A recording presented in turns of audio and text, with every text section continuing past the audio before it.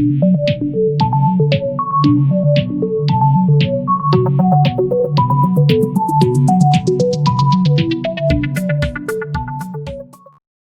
दोस्तों, मैं आपका दोस्त तुलसी अग्रवाल।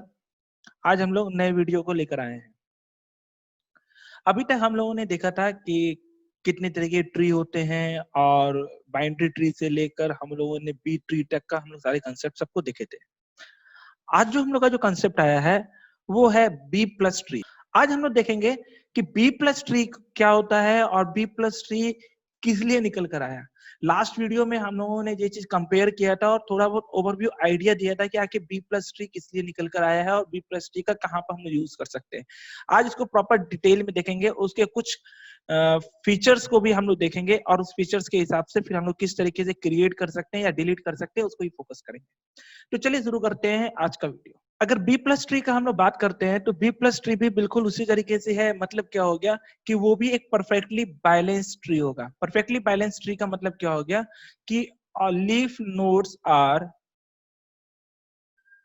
एट सेम लेवल, इसी को ना परफेक्टली बैलेंस्ड बोलेंगे। इसलिए हम यहाँ पे क्या बोल सकते हैं, बी प्लस ट्री भी एक परफेक्टली बैलेंस्ड ट्री होगा।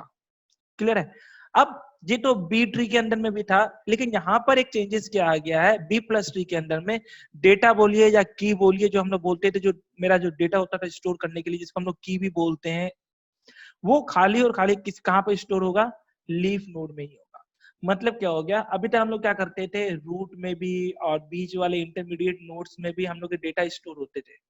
अब डेटा जो भी होगा मेरा कहीं ना कहीं पर सिर्फ और सिर्फ लीफ नोड में होगा। यहाँ पर और यहाँ पर डेटा स्टोर नहीं होगा, डेटा सिर्फ इस जगह पर स्टोर होगा। क्लियर। और इंटरमीडिएट नोड्स पर क्या होगा, सिर्फ इंडेक्सेस होगा। इंडेक्सेस का मतलब क्या हो गया, पॉइंटिंग कर लिंकिंग कर इस डेटा तक हमको आने के लिए किस तरीके से आ सकते हैं, उसका सिर्फ एक लिंकिंग होगा और डेटा स्टोर नहीं होगा। ठीक है। तो इंटरमीडिएट नोड्स में क्या होगा, ओनली इंडेक्स होगा, और लीफ नोड में क्या होगा, डेटा सारा कंटेंट होगा या की मेरा कंटेंट होगा। अब यहाँ पर है क्या चीज, बी प्लस ट्री के अंदर में जितने भी लीफ नोड होंगे सारे के सारे क्या होंगे, सिंगली लिंक लिस्ट के थ्रू कनेक्टेड भी होंगे। मतलब ये नोड इसको पॉइंट कर रहा होगा, ये नोड इसको पॉइंट करेगा, ये नोड इसको पॉइंट करेगा, और ये आखिरी नोड होगा तो ये किसी को पॉइंट नहीं करेगा, तो इसके पॉइंटर में नल हो जाएगा। अब यहाँ पर होगा क्या, अगर इस तरीके से करने से क्या चीज हो गया, हम लोग रेंडमली भी डेटा को एक्सेस कर सकते हैं। जैसे मान कर चलिए ऊपर से हमको कोई पर्टिकुलर डेटा को सर्च करना है, डायरेक्टली भी हम लोग यहाँ तक आ सकते हैं, या नहीं तो कोई डेटा पर हम पहुंचकर उसके हिसाब से सिक्वेंशियली भी सर्च कर सकते हैं। तो यहाँ पर क्या हुआ कि बी प्लस ट्री के अंदर में डेटा को जो एक्सेस करने का जो तरीका था वो रेंडमली भी हो जाएगा और सिक्वेंशियली भी हो जाएगा। अब यहाँ पर है क्या चीज कि एक और चीज है कि जब भी ट्री हम लोग क्रिएट करेंगे या ट्री का जब भी स्ट्रक्चर हम लोग देखेंगे, वो हमारा दो तरीके का, either it should be left biased या राइट बाइज्ड। लेफ्ट बाइज्ड या राइट बाइज्ड क्या है, पहले तो इसको डिटेल में देख लेते हैं। अगर मानकर चलिए कि हम लोग के पास कुछ कीज थे, एक जगह एंट्री करते समय K1, K2 और K3, हमारे पास 3 कीज है, और इसको हम क्या कर रहे हैं कि स्प्लिट कर रहे हैं। तो स्प्लिट कर रहे हैं तो हम लोग बोलते हैं मिडिल वाला टर्म ऊपर जाता था। तो अभी तक हम लोग क्या करते थे, स्प्लिट करने के बाद जो है K2 मेरा कहाँ आ जाता था, रूट में, और उसके बाद फिर K1 मेरा कहाँ आ जाता था, लेफ्ट साइड में, और K3 मेरा कहाँ आ जाता था, राइट साइड में। यही चीज होता था। लेकिन अभी यहाँ पर हम लोग क्या बता रहे हैं कि कोई भी डेटा जो मेरा स्टोर होगा वो लीफ नोड में होगा। मतलब K2 भी मेरा लीफ नोड में भी होना चाहिए। अगर K2 को लीफ नोड में हम स्टोर कराना चाहते हैं तो K2 आइदर लेफ्ट साइड में भी हो सकता है या आइदर राइट साइड में हो सकता है। अगर K2 को हम लेफ्ट साइड में रखते हैं, अगर इस तरीके से रखते हैं, तो ये मेरा क्या हो जाएगा, लेफ्ट बाइज्ड हो जाएगा। और अगर हम इस तरीके से करते हैं, K2 रख के इधर से K1 रखे हैं और K2 को राइट साइड में अगर हम लोग रख लेते हैं K3, तो ये मेरा क्या हो जाएगा, राइट बाइज्ड। तो ये हमारे ऊपर डिपेंड करता है कि हम लोग किस तरीके से करेंगे। लेकिन याद रखें, अगर हम लोग कोई एक फॉर्मेट पकड़ लिए हैं तो पूरा का पूरा ट्री भी मेरा जो है उसी तरीके से होगा। एक मेरे पास सिंपल सा एग्जांपल है, उसको देखते हैं और देखते हैं वो किस तरीके का मेरा बी प्लस ट्री है।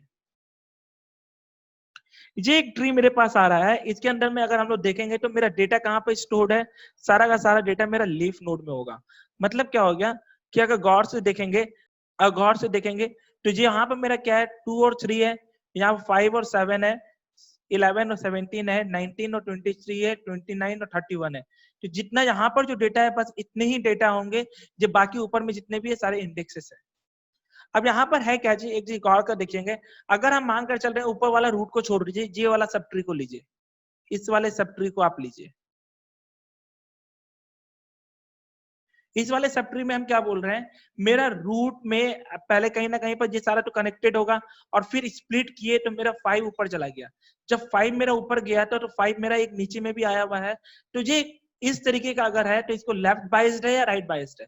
ऑब्वियस है, 5 मेरा जो है नीचे में जो है राइट साइड में आया है, इसलिए ये मेरा किस टाइप का है, राइट बाइस्ड ट्री है। क्लियर है? अब यहाँ पर हम लोग जितने भी देखेंगे, जो इंटरमीडिएट नोड्स जितने भी आ रहे हैं वो इन ऑर्डर सक्सेशन में भी होंगे।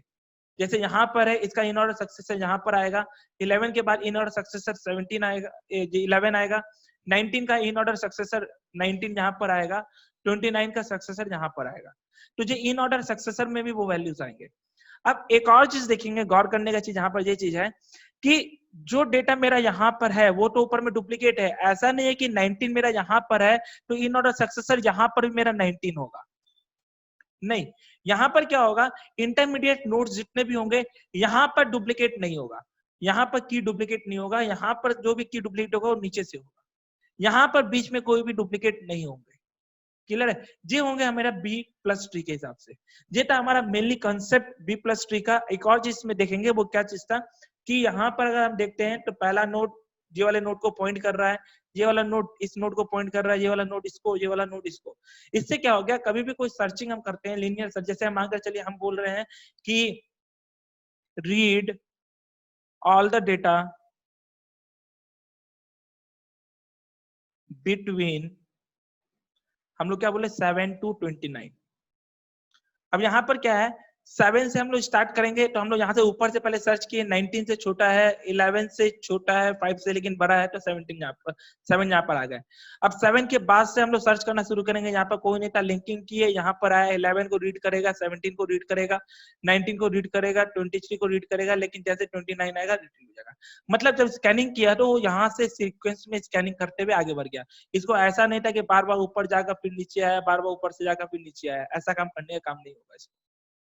क्लियर है? तो इस कारण से क्या होता है, इसमें सिक्वेंशियल सर्च भी हम लोग का एक्सेप्टेबल हो जाता है। इस कारण से सर्चिंग जो है इसके अंदर में बहुत ज्यादा फास्ट हो जाता है, और यही रीजन है कि सेकेंडरी मेमोरी में जो भी डेटा मेरा स्टोर होता है वो B+3 के थ्रू से ही स्टोर होता है।